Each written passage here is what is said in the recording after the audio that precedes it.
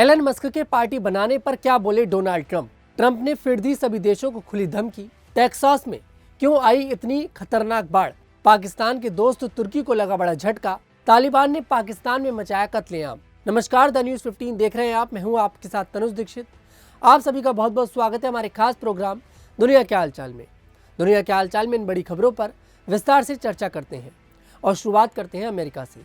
अमेरिकी राष्ट्रपति Donald Trump के साथ सार्वजनिक टकराव बढ़ने के बीच अरबपति एलन मस्क ने अपनी नई राजनीतिक पार्टी अमेरिका पार्टी का ऐलान कर दिया है। इसे लेकर डोनाल्ड ट्रंप ने रविवार को अपने पूर्व सलाहकार और करीबी सहयोगी एलन मस्क पर तीखा हमला बोला है। ट्रुथ सोशल मीडिया पर ट्रंप ने टेस्ला प्रमुख को ट्रेन रेक बताते हुए कहा कि तीसरी पार्टी का सुझाव देकर वह पार्टी से उतर गए हैं। डोनाल्ड ट्रंप के बिग ब्यूटीफुल बिल पारित करने के बाद एलन मस्क ने घोषणा की कि वह लोगों को उनकी स्वतंत्रता वापस दिलाने के लिए अमेरिका पार्टी का गठन करेंगे। यह फैसला अमेरिका में रिपब्लिकन और डेमोक्रेटिक दोनों पार्टियों से असंतोष के बीच आया है। ट्रुथ सोशल मीडिया पर ट्रंप ने लिखा कि मुझे एलन मस्क को पूरी तरह से पटरी से उतरते देखकर दुख हुआ। पिछले 5 हफ्तों में वे एक ट्रेन के मलबे में तब्दील हो गए। वे एक तीसरी राजनीतिक पार्टी भी शुरू करना चाहते हैं।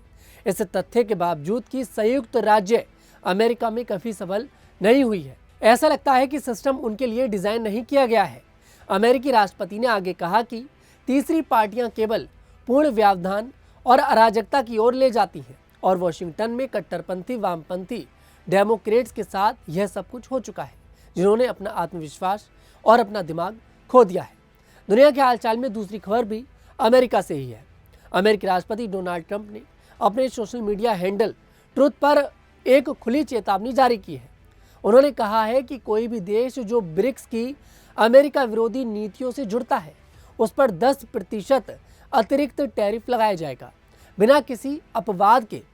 ट्रंप ने आगे घोषणा की कि 7 जुलाई 2025 दोपहर 12 बजे से विभिन्न देशों के साथ अमेरिका के टैरिफ पत्र और समझौते वितरित किए जाएंगे। टैरिफ लगाने के पीछे कई कारण हो सकते हैं। पहला, टैरिफ आयातित वस्तुओं को महंगा करके स्थानीय उद्योगों को प्रतिस्पर्धी लाभ देता है, जिससे नौकरियां और आर्थिक विकास सुरक्षित रहता है। दूसरा, यह व्यापार घाटे को कम करने में मदद करता है, खासकर उन देशों के साथ जहां अमेरिका का व्यापार असंतुलन अधिक है। तीसरा, टैरिफ रणनीतिक उद्योगों जैसे स्टील या प्रौद्योगिकी को विदेशी निर्भरता से बचाने के लिए लगाया जा सकता है। इसके अलावा टैरिफ का उपयोग अन्य देशों पर दबाव बनाने, व्यापार समझौतों को लागू करने या अनुचित व्यापार प्रथाओं जैसे डंपिंग को रोकने के लिए भी किया जा सकता है। टैरिफ सरकार के लिए राजस्व का स्रोत भी हो सकता है, हालांकि आधुनिक अर्थव्यवस्थाओं में इसका महत्व कम है। साथ ही अगर कोई देश अमेरिकी वस्तुओं पर टैरिफ लगाता है तो अमेरिका जवाबी टैरिफ के रूप में प्रतिक्रिया दे सकता है।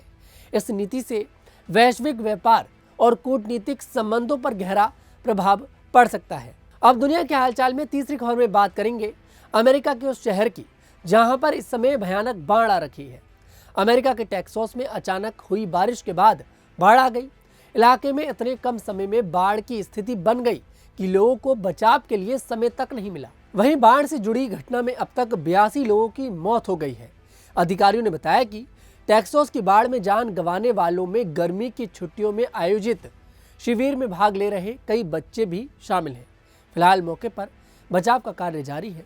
अधिकारियों का कहना है कि मृतकों की संख्या अभी और बढ़ सकती है। टेक्सास के गवर्नर ग्रेग एबॉट के मुताबिक टेक्सास राज्य में 41 लोग अभी भी लापता बताए जा रहे हैं। गवर्नर ने चेतावनी दी है कि मंगलवार तक भारी बारिश जारी रहने की संभावना है, जिससे बाढ़ का खतरा और बढ़ सकता है। दरअसल टेक्सास में बाढ़ की तीव्रता इतनी तेज थी कि लोगों को इससे बचने का मौका तक नहीं मिल पाया। यहां आने वाली बाढ़ का मुख्य कारण अचानक और भारी बारिश को माना जा रहा है। इसके अलावा यहां की भूगोलिक स्थिति और जलवायु परिवर्तन भी इस बाढ़ के प्रमुख कारणों में से एक है। इलाके में शहरीकरण और प्राकृतिक जल निकासी प्रणालियों का बाधित होना भी बाढ़ के प्रभाव को बढ़ाता है। फिलहाल टेक्सास के प्रभावित क्षेत्रों में सड़कें, बिजली लाइनें और इमारतें पूरी तरह से क्षतिग्रस्त हो गई हैं। इस वजह से राहत और बचाव कार्य में काफी दिक्कतों का सामना करना पड़ रहा है। वहीं मौसम विभाग पर बाढ़ की गंभीरता का सटीक अनुमान न लगाने के लिए आलोचना भी हो रही है। वहीं अब दुनिया के हालचाल में चौथी खबर में बात करेंगे पाकिस्तान के अजीज दोस्त तुर्की की। पाकिस्तान और तुर्की बीते कुछ समय से काफी बड़े साझेदार बनकर उभरे हैं। तुर्की ने भारत के खिलाफ बढ़ चढ़कर पाकिस्तान का साथ दिया है। हाल ही में पहलगाम में हुए आतंकी हमले के बाद भारत द्वारा शुरू किए गए ऑपरेशन सिंदूर में भी तुर्की पाकिस्तान के साथ खड़ा रहा और उसे हथियार व अन्य कई मदद दी गई। हालांकि अब पाकिस्तान के दोस्त तुर्की को बड़ा झटका लगा है। उत्तरी इराक में तुर्की के 5 सैनिक की मौत हो गई है। दरअसल जानकारी के मुताबिक तुर्की के सैनिक उत्तरी इराक की एक गुफा में थे, जिस दौरान उनकी मौत हो गई। तुर्की के सैनिक रविवार को 2022 में कुर्द उग्रवादियों द्वारा मारे गए एक सैनिक के अवशेषों की तलाश कर रहे थे। इसी अभियान के दौरान तुर्की के सैनिक मीथेन गैस के संपर्क में आ गए। सैनिकों को तुरंत अस्पताल ले जाया गया, लेकिन 5 जवानों की मौत हो गई। आपकी जानकारी के लिए बता दें कि मीथेन गैस बिना रंग और गंध की होती है। यह गैस काफ़ी ज्वलनशील होती है और इसके ज़्यादा मात्रा में होने पर इंसान की दम घुटने से मौत भी हो सकती है।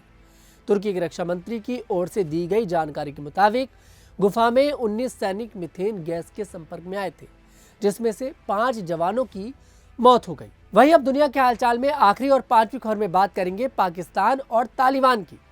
दुनिया भर में आतंक के पनाहगार के रूप में पहचाना जाने वाला देश पाकिस्तान अब खुद ही आतंक की सजा भुगत रहा है। पाकिस्तान के विभिन्न प्रांतों में लगातार आतंकी हमले हो रहे हैं और सैनिक व आम लोगों की मौत हो रही है।